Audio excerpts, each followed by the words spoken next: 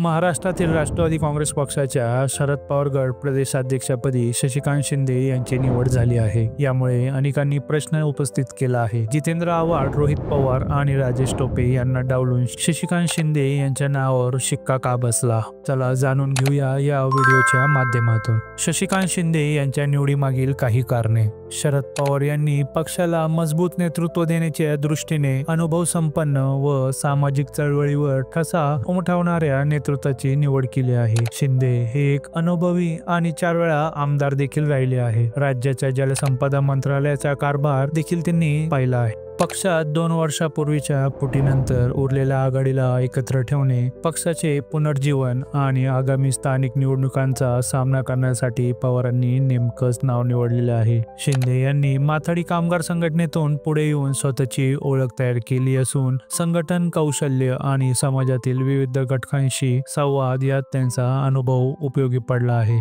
चला आता जाणून घेऊया रोहित पवार, जितेंद्र आव्हाड आणि राजेश टोपे यांना डावलण्याची कारणे।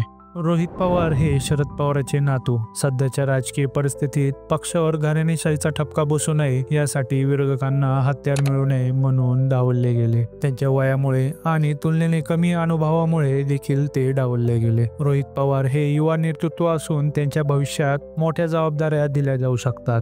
जितेंद्र आव्हाड ओबीसीचे नेतृत्व असूनही त्यांचा आक्रमक व स्पष्ट वक्तेपणा काही वरिष्ठ नेत्यांना रुचला नाही। सध्याच्या अस्थिर परिस्थितीत अतिशय आक्रमक नेतृत्व पक्षासाठी अस्थिर ठरू शकते। तसेच मराठा विरुद्ध ओबीसी नेतृत्वाचा मुद्दाही लक्षात घेण्यात आला। जितेंद्र आव्हाडाचा मुंबई ठाणे भागासाठी पक्षात महत्त्व असेल तरी आक्रमकतेमुळे त्यांचे नाव मागे पडले। राजेश टोपे हे माजी आरोग्य मंत्री आणि तगडे संघटन कौशल्य असलेले नेते, तरी ते आमदार नसल्यामुळे प्रदेशपदासाठी अंतिमदृष्ट्या त्यांच्या नावाची निवड झाली नाही। शशिकांत शिंदे यांची निवड तुम्हाला कशी वाटली? कमेंट बॉक्समध्ये नक्की सांगा आणि आमच्या चॅनलला सबस्क्राईब करायला विसरू नका।